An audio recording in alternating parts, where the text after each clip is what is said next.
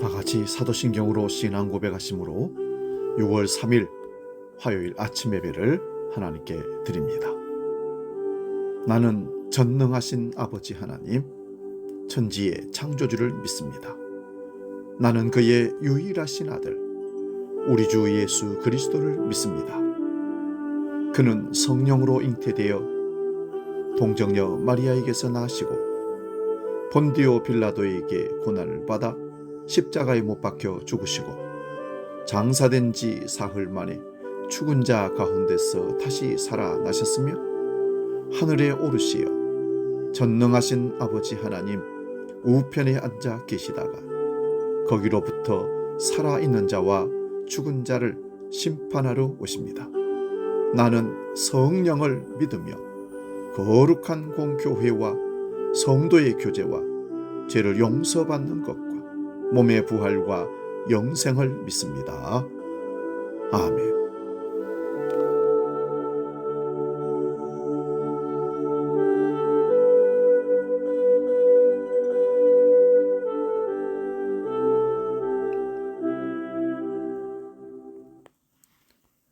찬송가 197장 은혜가 풍성한 하나님은 함께 찬송합니다.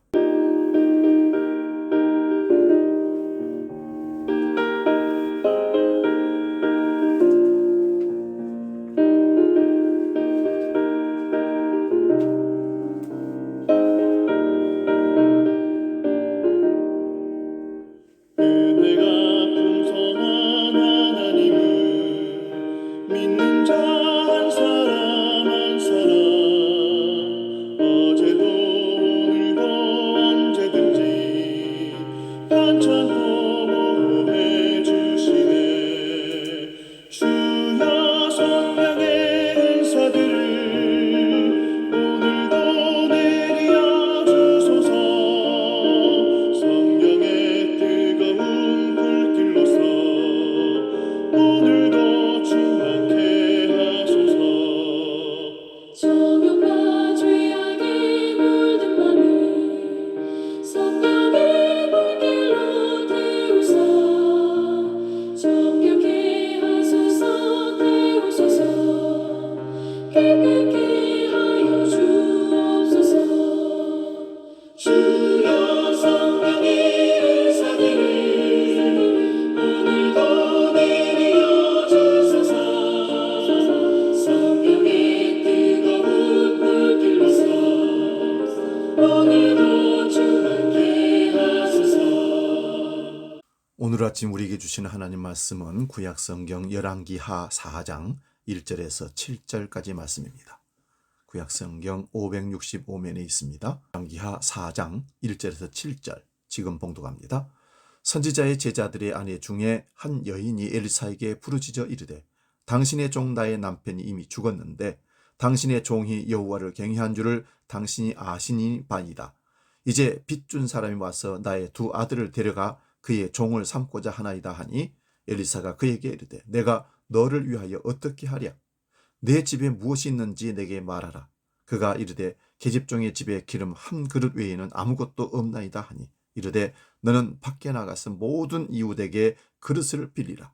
빈 그릇을 빌리되 조금 빌리지 말고 너는 내 두 아들과 함께 들어가서 문을 닫고 그 모든 그릇에 기름을 부어서 차는 대로 옮겨 놓으라 하니라. 여인이 물러가서 그의 두 아들과 함께 문을 닫은 후에 그들은 그릇을 그에게로 가져오고 그는 부었더니 그릇에 다 찬지라. 여인이 아들에게 이르되 또 그릇을 내게로 가져오라 하니 아들이 이르되 다른 그릇이 없나이다 하니 기름이 곧 그쳤더라. 그 여인이 하나님의 사람에게 나아가 말하니 이르되 너는 가서 기름을 팔아 빚을 갚고 남은 것으로 너와 네 두 아들이 생활하라 하였더라. 아멘. 봉독한 말씀으로 채움의 역사, 이런 제목으로 말씀의 은혜를 나눕니다. 비우지 않으면 채워지지 않는다는 평범하면서 절대적인 진리에 순응해야만 영혼이나 영혼의 옷이라고 할 수 있는 몸, 곧 육체가 건강하게 될 수 있습니다. 그리고 순리적인 삶을 살 때에 비로소 모든 관계가 회복되는 선순환의 삶을 살 수 있게 될 것입니다. 하나님은 성삼위일체로서 구원을 완성하시고 계시기 때문에 강제적으로 구원을 이루시지는 않았습니다. 즉 모든 만물을 인격적으로 대하십니다. 그래서 스스로 순종하도록 하고 계십니다. 이는 세상에서 우리가 갖고 행하는 자유의지는 반드시 그에 따른 책임을 져야 합니다. 이는 하나님의 심판이 세상의 모든 존재들에게 있을 것을 알려주시는 것으로 이해가 됩니다. 심판이 모두를 기다리고 있기 때문에 인생에 대하여 제대로 깨닫고 영원한 생명에 이르는 길이 좁은 문으로 들어가는 길, 예수 그리스도께서 목자가 되셔서 영의 우리의 문을 지키시고 계신다는 사실입니다. 성경 말씀의 성취하심을 알 수 있는 이스라엘을 말씀과 함께 잘 살피면서 자신에게 주어진 삶을 자아의 생각을 버리고 생명의 말씀, 성경 말씀으로 채우는 삶을 살아야 할 것입니다. 오늘 본문에 남편을 잃고 두 아들마저 빚 때문에 종으로 끌려가게 된 한 여인의 절박한 심정을 엘리사 선지자가 듣게 됩니다. 돈을 빌려준 사람이 여인의 두 아들을 데려가서 종으로 삼으려는 그런 상황입니다. 그러나 여인은 엘리사 선지자를 만나고 구원의 역사를 경험합니다. 빈 그릇에 기름이 가득 채워지는 체험의 역사가 일어났던 것입니다. 여인은 기름을 팔아 빚을 갚고 남은 돈으로 두 아들과 생계를 이어가라 말씀합니다. 체험의 시작은 부르짖음에 있었습니다. 여인은 하나님의 사람에게 나아가 부르짖었습니다. 연이은 시련에도 여인은 포기하거나 체념하지 않고 선지자에게 나아가서 부르짖었습니다. 체험의 역사를 일으킨 한 동력은 바로 여인의 믿음이었습니다. 그에겐 하나님이 지금의 상황을 역전시키실 거란 믿음이 있었습니다. 상실의 아픔과 무일푼의 상황에서도 그는 믿음만큼은 포기하지 않았습니다. 열왕기서 기자는 이 여인과 대조되는 인물을 기록했는데 이스라엘의 왕 아하시아입니다. 아하시아는 다락 난간에서 떨어져서 병이 든 뒤 하나님이 아닌 그런 나라의 신인 바알세부를 찾습니다. 여호와 하나님에 대한 믿음이 없었던 것이죠. 하지만 오늘 본문에 이 이름 없는 여인에겐 믿음이 있었습니다. 이 체험의 역사엔 비밀이 있습니다. 여인과 그 아들들의 순종입니다. 하나님의 사람은 이 여인에게 그릇을 빌리라고 지시합니다. 여인과 아들들은 그릇을 빌리되 조금 빌리지 말라는 말씀에 적극 순종했습니다. 이 여인이 두 아들과 그릇을 빌리러 다닐 때의 상황을 상상해 봅니다. 이미 집안의 어려운 사정은 동네에 소문이 다 퍼졌을 거고 그릇을 돌려받지 못할까봐 그릇을 빌려주지 않을 이들도 분명히 적지 않게 있었을 것입니다. 그럼 하나님 왜 그릇에 기름을 채우는 방식으로 이 여인의 문제를 해결하셨을까요? 번거롭지 않게 금덩어리 하나를 주실 수도 있었을 텐데 말입니다.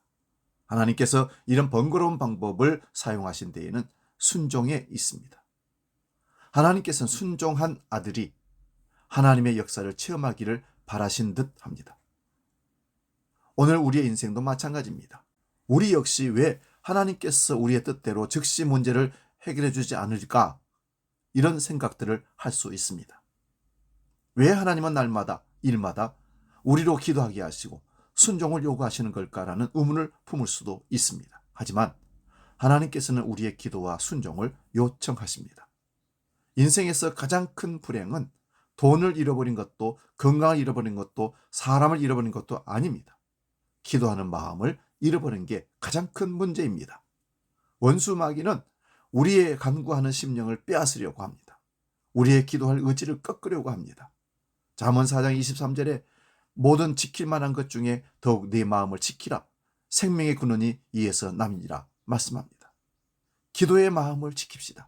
기도해야 순종할 수 있고 순종할 때 하나님의 역사를 볼 수 있습니다. 기도할 힘은커녕 기도할 마음조차 없을 때 더욱 예수님의 이름에 의지해서 부르짖어야 합니다. 그때 하나님의 역사가 일어납니다. 하나님께서는 우리가 믿음의 비밀을 체험하기를 원하십니다. 그래야 우리의 믿음이 더욱더 굳건해지기 때문입니다. 하나님은 우리를 살리시고 온전케 하시는 분이십니다. 하나님을 전적으로 의지하며 체험의 역사를 삶에서 날마다 누릴 수 있기를 주의 이름으로 축원드립니다. 기도하겠습니다. 아버지 하나님, 체험의 역사를 성경 이것저것에서 확인할 수 있습니다. 하나님, 인간은 끊임없이 결핍되고 체험을 받아야 할 연약한 존재인 것을 깨닫습니다.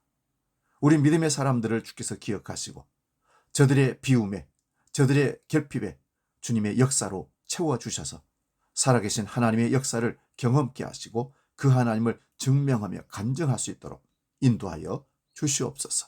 이제 주기도록 기도합니다.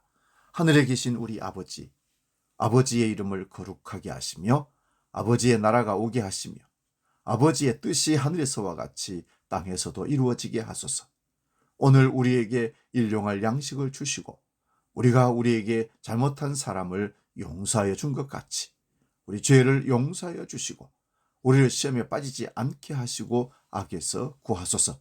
나라와 권능과 영광이 영원히 아버지의 것입니다. 아멘.